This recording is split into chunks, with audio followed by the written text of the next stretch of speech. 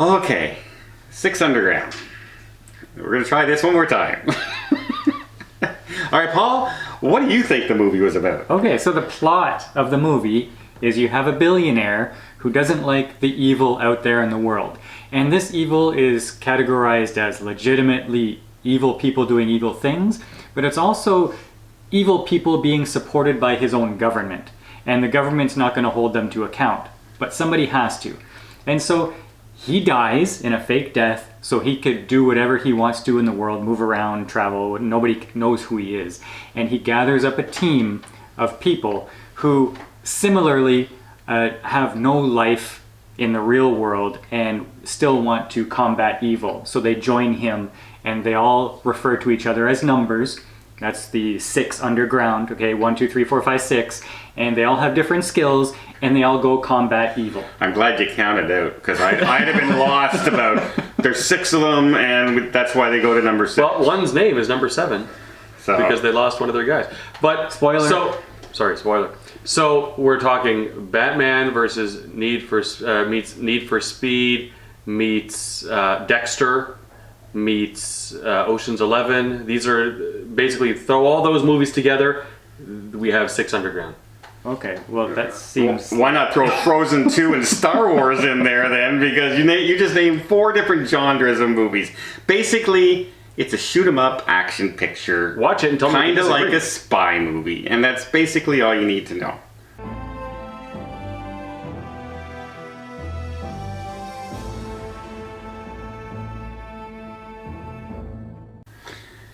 The big thing I noticed immediately when I started watching this film, I knew nothing about it other than Ryan Reynolds was in the movie, and I like Ryan Reynolds. He's one of my favorite actors, Canadian.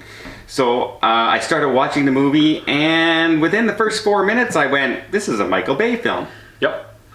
Because Michael Bay is big on explosions and over-the-top explosions. It's not just like, oh, the car's going to go boom. The car goes, go boom!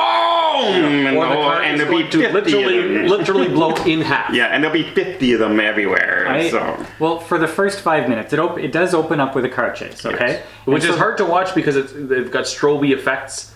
Well, for the first 5 minutes, I'm thinking, well, this is a long car chase. And then after the first 10 minutes, I'm thinking, this car chase is still happening.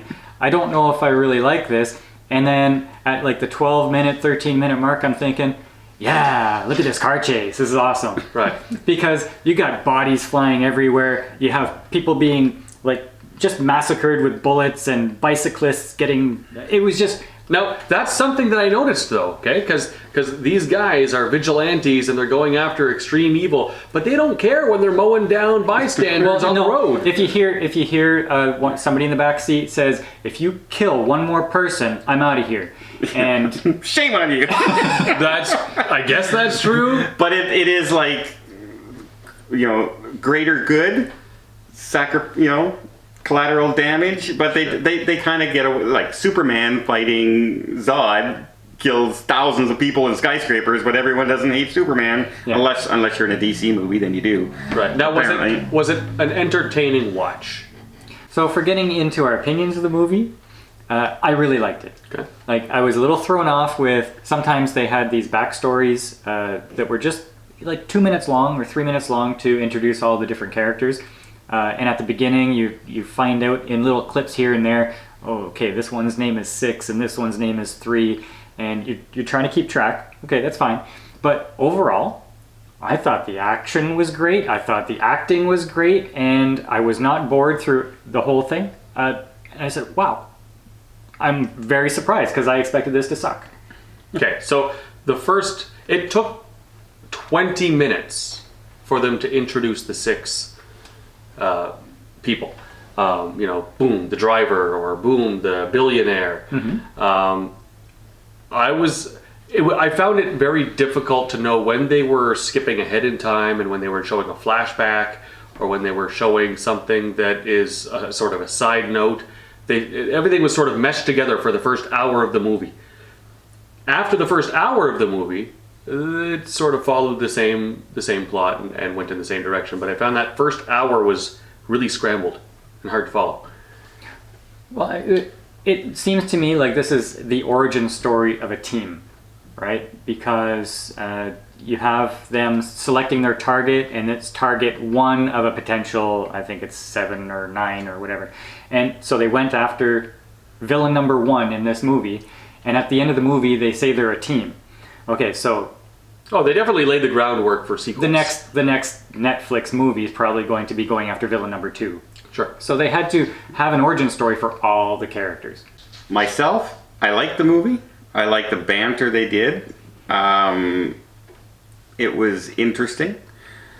I also liked the way they did the action as far as there was collateral damage in the Lots movie. of collateral damage. And they even say that. They fight a little bit with themselves. But I like that they get shot. They get injured as well, and they're still going around doing their jobs. Look at the driver at the first opening scene. He's amazing. He's like it's like Baby Driver. He's doing all these things and turns and all these jumps and everything, and he's losing everybody in this 10-minute long car chase. Why would you say that? It's a spoiler. Yeah, it's a spoiler. Why would you do a spoiler? Because he's not the main actor of the movie. Yeah, but it was a very good moment of the movie. It is, and that's what I liked about the movie. Okay, no, we're gonna edit it.